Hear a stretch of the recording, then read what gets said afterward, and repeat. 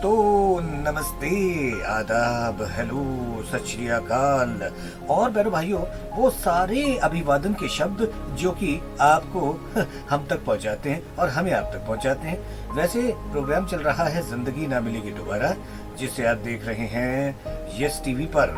और बहनों भाइयों, मैंने कुछ बहुत ही बेहतरीन मोटिवेशनल स्पीकर्स को सुना है और मैंने ये पाया कि कितनी अच्छी अच्छी बातें हैं जो हमें जाननी चाहिए और हम नहीं जानते। बहुत से लोग भारतवर्ष में रहते हैं, हम लोग भारतवर्ष में रहते हैं, कहते हैं कि इसका पुराना नाम जो था वो आर्यवर्त था, क्योंकि आर्यंस जो थे उन्होंने आकर इसे आर्यवर्त बनाया। इसके बाद में फिर भारतवर्ष हुआ। लेकिन साहिबान, भारत को भारत ही क्यों कहा जाता है? इसके पीछे भी लॉजिक है, बहुत बड़ा लॉजिक है। देखिए, भा का एक मतलब ज्ञान भी होता है, नॉलेज। जी हाँ, नॉलेज और प्रचंड नॉलेज, ये भा का मतलब होता है। और रत का मतलब होता है रमा हुआ, उसमें रचा बसा हुआ। और नॉलेज से रचे बसे इस देश को भारत कहा जाता है। आप देखिए ना, आप दुनिया के किसी भी बड़े से बड़े आप एस्ट्रोनॉट सेंटर में जाइए या फिर आप स्पेस स्टेशन पर जाइए, कहीं भी जाइए और बड़ी बड़ी आप संसदों में जाइए, आपको भारतीय मूल के लोग जरूर मिलेंगे, है कि नहीं? तो इसका मतलब यही है कि भारत का जो नॉलेज का जो भंडार है वो पूरे विश्व में फैला हुआ है। लेकिन साहिबान, अब बात दूसरी ये आती है कि हम अपने ही नॉलेज को भंडार को खत्म किए जा रहे हैं। हम लोग जिसको कि पूरा विश्व फॉलो करता है, अब हम पूरे विश्व को फॉलो कर रहे हैं अपना कल्चर छोड़कर। और इसी वजह से जो हमारा तेजी से पतन हो रहा है ना, वो भारत को भारत नहीं छोड़ता, अब वो एक बस इंडिया बन के रह गया है।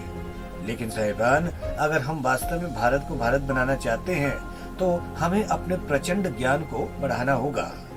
वैसे एक बात बताऊं, एक जमाना हुआ करता था चाणक्य के दौर का, आज से सदियों पहले, जब चंद्रगुप्त मौर्य का शासन चला करता था। चाणक्य के उस राज्य में सभी लोग बड़े खुशहाल थे और ये बात पूरे विश्व में फैली। ग्रीस जो कंट्री है, वो वहां पर एक यूनिवर्सिटी हुआ करती थी उस जमाने की, वहां पे स्टूडेंट्स पढ़ा करते थे। और ग्रीस में उस यूनिवर्सिटी में लोग बड़े ध्यान से बताया करते थे कि देखो, भारत है ना, बहुत संपन्न देश है, बहुत संपन्न है, सब लोग बड़े खुशहाल हैं। तो फैसला किया स्टूडेंट्स ने कि एक भारत का भ्रमण किया जाए। स्टूडेंट्स जो थे इंडिया आए, आके यहाँ पे घूमने लगे। घूम घूम कर देखा कि वाकई में बाजार सजे हुए हैं, लोग बड़े खुशहाल हैं, कोई आपाधापी नहीं है और सभी लोग बड़े ही अच्छे से जी रहे हैं। तो उन्होंने सभी लोगों से पूछा कि भाई, आप इतना खुशहाल जीवन जी रहे हैं, इसका राज क्या है?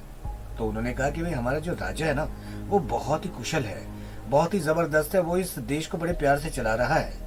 उन्होंने कहा कि क्या हम आपके राजा से मिल सकते हैं? उन्होंने कहा बिल्कुल मिल सकते हैं। खैर, कट्टू राजा के पास में जाकर वो पहुंच गए।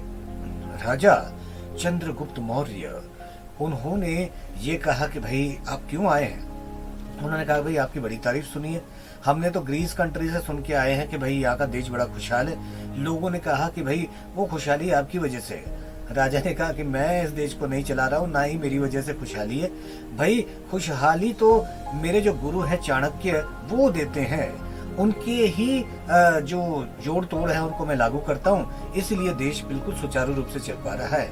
उन्होंने, क्या हम इनसे मिल सकते हैं? तो स्टूडेंट से कहा बिल्कुल मिल सकते हैं। स्टूडेंट कट्टू पहुंचे चाणक्य साहब के पास में, एक जंगल, वहां पर एक साधारण सा इंसान जिसकी चोटी निकली हुई है और एक साधु ब्राह्मण सा लग रहा है।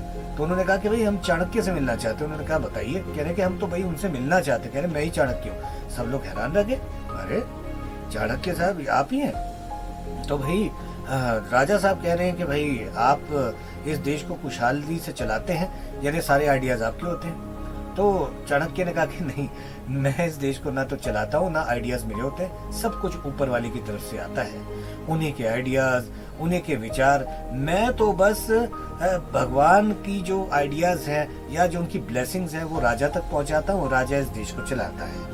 कहने का मतलब ये कि वास्तव में तो चाणक्य के ही आइडियाज हुआ करते थे, लेकिन चाणक्य भी इतने हम्बल इंसान थे कि वो नॉलेज को देने के बाद भी ऐसा नहीं बोलते थे कि भाई मैंने सब किया।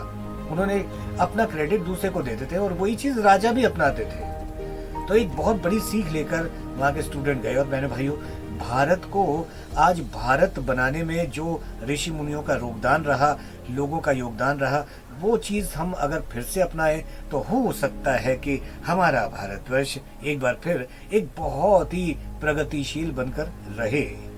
इन्हीं सभी बातों के साथ में आज की बात यहीं पर खत्म। अगले एपिसोड में कुछ और प्यारी प्यारी बातें होंगी आपके अपने इस प्रोग्राम में, जिसका नाम है जिंदगी ना मिलेगी दोबारा।